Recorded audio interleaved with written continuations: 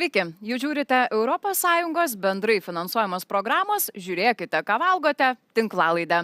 Šiandien vis dažniau girdime frazę užauginta be antibiotikų. Ant mėsos pakuočių atsiranda specialūs ženklinimai, o visuomenėje vis aktyviau kalbama apie atsakingą maisto vartojimą. Tačiau kasgi iš tiesų reiškia paukštiena užauginta be antibiotikų? Kas tai yra? Ar tai tik rinkodaros triukas, o gal labai realus pokytis paukštininkystės sektoriuje, kurį verta pažinti kiekvienam iš mūsų? Šiandien iš šiuos ir kitus be abejo klausimus padės atsakyti du pašnekovai. Veterinarijos gydytojas Tomas Miškinis, sveiki. Labadiena. Ir taip pat Lietuvos paukštininkystės asociacijos vadovas Gytis Kauzanas. Sveiki. Sveiki. Kalbėsimės apie vis dar gajus mitus, taip pat svarbiausius paukštininkystės pokyčius ir tai, kaip kiekvienas iš mūsų, rinkdamiesi maistą, galime prisidėti prie sveikesnės ir tvaresnės ateities. Tad gal pirmiausia, gerbiamas Tomai, nuo jūsų pradėkime. Jūs esate veterinaras, žinote, kaip reikėtų tos paukščius auginti ir kada gydyti. Tai sakykite, kada iš tiesų juos būtina gydyti ir kada veterinaras tai nusprendžia? Tai iš tikrųjų visų veterinarų tokia yra pareiga ir atsakomybė, kad gyvūnų reikia rūpintis. Ar tai būtų naminiai gyvūnai, ar tai ūkiniai gyvūnai. Ir jeigu jie serga, jis privalo juos gydyti. Tai reiškia, kad gyvūnas nepatirtų nei skausmo, nei kančios, ligos. Tai jo yra pagrindinė atsakomybė ir tokia užduotis gyvūną gydyti, jeigu jisai suserga. Tai tas pats liečia ir paukščius. Jeigu jie suserga, tada veterinarijos gydytojas įvertina, galbūt padidėja kažkoks kritimas, sumažėja lesimas, vandens gėrimas, jis įvertina, atlieka paukščių skrodimą, paima mėginius, siunčia į laboratoriją ir tik tai, jeigu jisai nustato ir mato, kad yra liga, bakterinė liga šiuo atveju, jisai gali paskirti gydymą antimikrobinėm medžiagom. Tai tokiu būdu tada tie paukščiai būna gydomi ir tokie paukščiai, kurie buvo gydyti, jau negali būti ženklinami kaip užauginti be antibiotikų. Tai tas medžiagas antimikrobinės įvardijote, ar tai yra ir yra sinonimas, kalbant apie antibiotikus? Taip, žinoma, tai bendrai antimikrobinės medžiagos, kurios slopina bakterijų dauginimąsi ar žudo bakterijas, tai jos yra antibiotikai plačiaja prasme vadinami. Tai būtent bakterinių ligų atveju jie yra skiriami, kad reiškia sunaikintų tas bakterijas ir pagydytų tą gyvūną. Ačiū labai už patikslinimą, vis tik jūs esate iš tos srities, jums aiškiau ir visi tie terminai mums galbūt ne visiems. Gerbiamas Gyti, prie jūsų pereikime. Tai kodėl ir kaip, kokiais atvejais augintojų pastangos yra tokios dabar svarbios, kalbant apie mažinimą antibiotikų? Kodėl reikia mažinti antibiotikų vartojimą? Mes turbūt visi kalbame apie sveikesnį maistą ir jeigu paimti paukštieną, tai visa paukštiena, kuri atsiduria parduotuvių lentynose, jinai atitinka minimalius kokybės reikalavimus, tai yra vadinamus standartus. O kalbant apie aukštesnės kokybės reikalavimus, tai vienas iš tų galimybių, viena iš galimybių galėtų būti būtent paukščių užauginti nenaudojant antibiotikų. Ką tai reiškia, kad būtent, ką ir kolega paminėjo Tomas, kad per visą paukščio gyvenimo laikotarpį jisai nesirgo. Tai reiškia, jam buvo sudarytos tokios sąlygos, kad jisai nesusirtų, jo organizmas buvo tiek stiprus, kad tas liga jo nepaveikė. Tai iš tikrųjų yra aukštasis pilotažas. Taip, tai apie tą aukštąjį pilotažą ir kaip viskas praktikoje vyksta, kasdienėje paukščių auginimo praktikoje, be antibiotikų. Papasakokit, gerbiamas Tomai, mums šiek tiek praskleiskite tuos užkulisius. Taip, iš tikrųjų tai nėra visiškai taip paprastai gyvendinti. Tai jeigu norime jau užauginti tos paukščius nenaudojant antibiotikų, tai kaip ir Gytis minėjo, turi būti sudarytos sąlygos. Pirmiausia, turi būti sveiki tėviniai paukščiai, kurie deda kiaušinius, jie turi būti tinkamai imunizuoti, stipriu imunitetu, auginami geromis sąlygomis, kad atsivestų sveiką palikuonę, ne iš kiaušinių. Tai tuos kiaušinius, apvaisintus kiaušinius surenkam, vežam į inkubatorių, tenai jie, reiškia, yra perinami ir būtent sveiki vienadieniai viščiukai atkeliauja į jau tinkamai paruoštas paukštidės. Tai reiškia, jos turi būti išplautos, išdezinfekuotos, turi būti tinkamas kraiko sluoksnis, prišildytos grindys ir pati aplinka, patalpos prišildytos taip, kad tas viščiukas vienadienis jaustųsi gerai. tiekiamas turi būti labai geras lesalas, subalansuotas lesalas, šviežias, švarus, šaltas vanduo, kad viščiukas jau atkeliavęs jisai galėtų pradėti augti. Na ir žinoma, niekasgi nežino, ar tie paukščiai susirgs ar ne. Tai jie visi, kai atkeliauja, visi yra skaitomi, kad jie potencialiai užaugs nenaudojant antibiotikų. Tai išskirtinumas yra tame, kad jeigu kažkuri paukštidė matom, kad turi ligos požymių, tai tie paukščiai yra gydomi ir jau iš to sąrašo yra išbraukiami. Vadinasi, visi lydintys dokumentai, visa informacija apie tą paukštidę, apie tuos paukščius, ten yra atžymima, kad tie paukščiai yra gydyti, kodėl jie gydyti, kokie tyrimai atlikti, kokios medžiagos panaudotos ir koks yra išlaukos periodas. Nes, kaip žinia, gydyti paukščiai, jeigu buvo naudojami antibiotikai, tai yra po gydymo kurso pabaigos, vadovaujantis to preparato instrukcija, mes žinome, kad yra kažkoks tai išlaukos periodas. Tai gali būti 3-4 dienos. Vadinasi, po gydymo pabaigos dar 3-4 dienas tokių paukščių negalima skersti. Ir tik praėjus tam laikotarpiui, tokius paukščius jau galima kreipti į skerdyklą, juos skersti. Na ir tai liudija, kad toje mėsoje taip pat tų antimikrobinių likučių neturėtų būti. O, tai net taip užtikrinama galiausiai, kad jų nebūtų, nors paukštis susirgo. Taip, žinoma, dėl to, kad tai yra didžiulis kontrolės mechanizmas. Tai yra ne tik tai ūkio atsakomybė, veterinarijos gydytojo atsakomybė, bet taip pat ir tas, kas skerdžia tos paukščius, kas juos realizuoja, prižiūri taip pat ir valstybinės maisto ir veterinarijos tarnybos inspektoriai. Tai yra daugybė kontrolės taškų, nes, kaip žinia, Europos Sąjungoje antimikrobinių preparatų negalima naudoti per pašarą, pavyzdžiui. Ir išlaukos periodas jis yra tam ir sutvertas, kad antibiotikų likučiai iš organizmo pasišalintų. Dar vieną labai reikšmingą pasakėte momentą, kad iš tiesų sveiki tėvai dar neužtikrina, kad vaikas nesirgs. Tai čia toks irgi toks natūralus procesas, gyvybė. Niekada negali žinoti, kaip ten seksis augti, bręsti, kad ir kokios tobulos tam sąlygos būtų. Tikrai taip, matote, gamtoje ir biologijoje niekada nebūna 100%. Taip. Visą laiką yra tikimybė, kad kažkas atsitiks ne taip. Gerbiamas Gyti, kodėl bendrai kalbant apie Europos Sąjungą, paukštininkystės sektorius čia yra pasirinkęs keliauti auginimo be antibiotikų keliu? Yra galbūt Europoje keli keliai, yra vienas kelias ir toksai pakankamai populiarus kelias, tai eiti pigumo kryptimi, kad tas maistas būtų kuo pigesnis, taip jis atitiks tuos minimalius reikalavimus, bet žiūrima, kad būtų kuo mažesniais kaštais pagaminama produkcija. Kitas kelias eiti ir būtent tai, kur ir manom, kad čia yra ateitis Europos augintojų, eiti išskirtinės kokybės ir saugumo prasme ir patiekti vartotojams kiek įmanoma aukštesnės kokybės produkcija, kad ne tik, kaip kolega Tomas minėjo, kad nebūtų antibiotikai naudojami kažkur tai susirgus paukščiai, bet kad iš viso jų nebūtų naudojama. Kodėl? Dėl to, kad vis viena produktas, net jeigu būna jisai po pirminio to, sakykime, apdirbimo, po skerdyklos, jisai turi aplink save tam tikrą visumą gyvybės.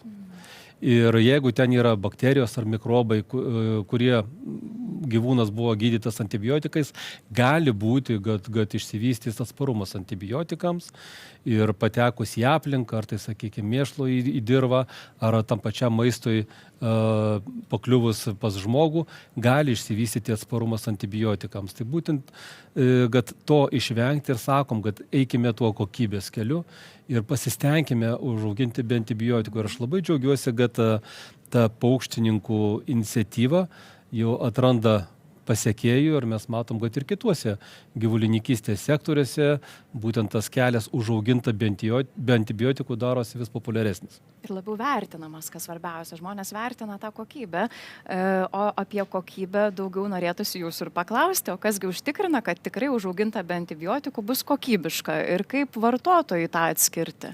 Vartotojai turbūt yra, kaip visada, kalbant apie įsigijimą maisto produktų, patarimas yra vienas: skaitykite, kas parašyta ant įpakavimo.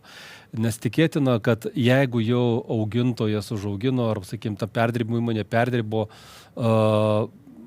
paukštieną užaugintą be antibiotikų, kad tai bus atspindėta ir ant pakuotės. Nes tai yra vienas iš tų išskirtinių tokių kokybės požymių, kas, aišku, po atitinkamų institucijų patikrinimo leidžiama skelbti ant pakuotės. O ar tikrai verta visais tai ženklinimais pasitikėti? Ar jie kai kurie galimi kaip tiesiog rinkodarinis triukas? Ar pasitaiko tokiu atveju praktikoje? Anksčiau pasitaikydavo, galbūt būtent ne ženklinime, kad užaugintam be antibiotikų, bet turbūt teko nemažai girdėti apie skandalus, kas yra ekologiška, bio šitoj vietoj. Tai yra priimtos direktyvos europinės ir jos labai dabar griežtai kontroliuoja, kad būtent ta informacija, kuri skelbiama ant pakuotės, jinai ir atitiktų realybę ir kad būtų pagrindimas to, ką tu skelbi. Ir dar apie tą kokybę, tai ir jūsų dabar norėčiau paklausti. Tai kaip iš tiesų ten yra, kas užtikrina ir kaip čia skiriasi užauginta be antibiotikų vištiena ir su antibiotikais jos kokybė? Gal galite taip, nežinau, irgi dar per praktinius pavyzdžius, kad žmogus valgantis mėsą, valgantis vištieną, o kaip žinia, apskritai paukštiena yra valgoma kone kasdien daugelio žmonių, tai gal galite apie tą kokybę dar šiek tiek irgi mus įtikinti, kad štai be antibiotikų yra kokybiškiau ir kodėl? Tai iš tikrųjų, kaip ir Gytis minėjo, pirmiausia, tai mes turime vertinti ir žiūrėti, koks yra ženklinimas. Jusliškai mums turbūt būtų labai sudėtinga atskirti, ar tas gaminys, ar tas produktas, kurį mes pasigaminame iš vištienos, iš tikrųjų yra iš tų paukščių, kurie buvo gydyti ar ne. Ar iš tiesų neturi, sakykime, kvapo kokio skiriančio? Tai būtų turbūt labai sudėtinga įvertinti, dėl to ir yra ženklinimas atitinkamai. Ir kaipgi tas ženklinimas gaunamas, tai nėra taip, kad aš tiesiog sugalvojau paženklinti ir galiu ženklinti, ką tik tai noriu. Ne, tu turi parašyti programą, tu turi ją įgyvendinti, kaip tu tą užtikrinsi, kaip užtikrinsi atsekamumą, kaip tu užtikrinsi tą būtent visą kelią, grandinę. Ir tik tai tokiu būdu, kai jau įsitikinama ir institucijos patikrina, kad tikrai tu tą gali, tada leidžia ženklinti, tai nėra šiaip savo. Ir būtent tas ženklas mums sako, kad jeigu jau buvo nenaudoti antibiotikai, tai reiškia, tai yra kokybės ženklas. Tai reiškia, kad tie paukščiai nesirgo nuo pat pirmųjų dienų, nuo to, kai išsirito, iki tos dienos, kai buvo paskersti. Tai reiškia, buvo idealios sąlygos, buvo stiprus, sveiki paukščiai, subalansuotas geras lesalas, tinkamai išsivystę paukščiai, tinkamai išsivystę žarnynas, ir jie nesusidūrė su jokiom bakteriniam ligom, dėl to tie paukščiai užaugo sveiki, be jokių antibiotikų ir be jokių ligų. Tai tas mums ir įrodo, kad tai yra kokybės garantas. Ar kokybė čia lygų saugumas, ar lygiai taip pat vištiena užauginta be antibiotikų yra saugi? Žinoma, tai tą ir mums sako, kad jeigu nenaudojam antibiotikų, jeigu paukščiai nesirgo, vadinasi, jie patys buvo sveiki, vadinasi, tokia produkcija yra sveika, saugi, joje nėra jokių patogenų ir aš manau, kad tai yra puikus įrodymas, kad gali paukščiai užaugti nenaudojant antibiotikų, jeigu tu jiems sukuri geras sąlygas. Ir vartotojas, rinkdamasis tokią produkciją, jis gali žinoti, kad tai yra jo kokybės ženklas. Aš esu saugus, žinodamas, kad renkuosi tokią produkciją. Gerbiamas Gyti, o kas šioje vietoje užtikrina dabar ir prižiūri tuos gamintojus, kad jie laikytųsi užaugintą be antibiotikų, tos etiketės ar net to ženklinimo pažado? Tai visų pirma, gamintojas turėtų teisę, ką ir Tomas minėjo, kad ženklinti, norint, kad produkcija tokia yra, tu turi padaryti namų darbus ir jų laikytis. Ir tai yra kontroliuojama pastoviai, yra periodiniai auditai atliekami iš kontroliuojančių institucijų ir jeigu tu atitinki tuos reikalavimus, tada tu ir gali ženklinti. Taip, kad tas iš tikrųjų yra labai griežtai aprašyta. Tu turi ne tik apsirašyti, laikytis, turėti nusteikimą, suprasti, ką tu darai ir tai yra kontroliuojama. Na ir iš esmės tai valstybių mastu greičiausiai ES valstybių mastu kontroliuojama, čia aš taip įsivaizduoju, ar teisingai suprantu? Tikrai taip, tai yra, aišku, tos atsakomybės pasiskirstytos yra ES ir patikima atitinkamos šalies veterinarijos institucijom arba galbūt kažkokį kitokį pavadinimą tos institucijos turi konkrečioje šalyje, bet taip, tai yra kontroliuojama lokaliai. Ir jeigu kyla kažkokių tai klausimų, gali pasijungti ir iš Europos komisijos atitinkamos institucijos. Oho, tai tikrai skamba labai rimtai. O kalbant apie bendrą tokią vertę visuomeniai, prieš tai įžangoje užsiminiau apie tvarumo aspektus, štai yra ir tokių greičiausiai. Kokią jūs įžvelgtumėte pagrindinę tą vertę, naudą visai visuomeniai, kalbant apie užaugintą be antibiotikų vištienos, paukštienos vartojimą? Vienas dalykas, jau mes, jeigu šnekam apie maisto saugą, tai į šitą klausimą mes atsakėme, bet iš kitos pusės nemažiau svarbus faktas būtent yra gyvūnų gerovė. Ir jeigu būtent tos sąlygos sudarytos idealios, kad jisai paukštis nesusirga, tai galima ir teikti, kad ta gyvūnų gerovė yra tikrai aukštesniam laipsnyje ir tai yra svarbu. Jau nekalbant apie tvarumą, kad maisto švaistymą, kad jeigu paukštis susirgs, gali jisai, sakykime, nedagyventi, nepasiekti vartotojo, tai bus irgi viena iš formų maisto švaistymo. O šiuo atveju, kada yra gamyba idealiai sudėliota ir pasiekia galutinį vartotoją, būtent tas produktas ar ten paukštis, tai mes ir šnekam apie tą naudą, kokia tai yra. Dabar netokia plačia prasme, tiesiog mums patiems, ar ne, mes kasdien valgome paukštieną, baltymų šaltinių, kuris tikrai yra labai aukšto lygio, tas baltymų šaltinis mums labai labai svarbus ir būtinas iš esmės. Kokią jūs galėtumėt patys išvelgti naudą kiekvienam žmogui? Kalbant apie vištieną, kuri užauginta be antibiotikų, yra kokybiška ir saugi, kiek jau šiandien įsiaiškiname, gerbiamas Tomai. Taip, tai aš tikrai pritarčiau Gyčiui, kad visų pirma tai yra gyvūnų gerovės standartas aukščiausio lygio, bet turime suprasti ir tai, kad antibiotikams atsparumas pasaulyje yra tikrai didžiulė problema. Ir nenaudodami antibiotikų, gerindami tas gyvūnų gerovės sąlygas, mes saugome gyvūnus, nes jie neserga, mes jiems suteikiam idealias sąlygas. Mes saugome vartotoją, tai yra žmogų, kuris gauna saugų produktą, kuriame nėra jokių antibiotikų likučių. Mes saugom jį nuo to atsparumo, antibiotikams. Ir saugom aplinką, nes antibiotikų likučiai nėra išskiriami į aplinką ir su mėšlu kartu nenukeliauja į dirvožemį, į vandens telkinius. Tai vadinasi, rinkdamasis vartotojas tokį produktą, kuris yra užaugintas be antibiotikų, žino, kad tai yra visuma.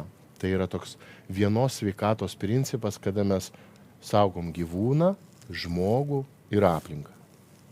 Aš jeigu galima dar papildydamas kolegą, norėčiau pasakyti, kad irgi klausytojai suvoktų, kad mes šnekame Europos Sąjungą, bet iš tikrųjų toj pačioj Europos Sąjungoje skirtumai tarp atskirų augintojų ir atskirų šalių yra pakankamai dideli ir vienose šalyse netgi tų pačių antimikrobinių medžiagų sunaudojimas yra ne procentais, kartais didesnis negu kitose šalyse. Taip, kad ta paletė iš tikrųjų ir tų kokybės arba gyvūnų gerovės atitikimų reikalavimams yra pakankamai plati.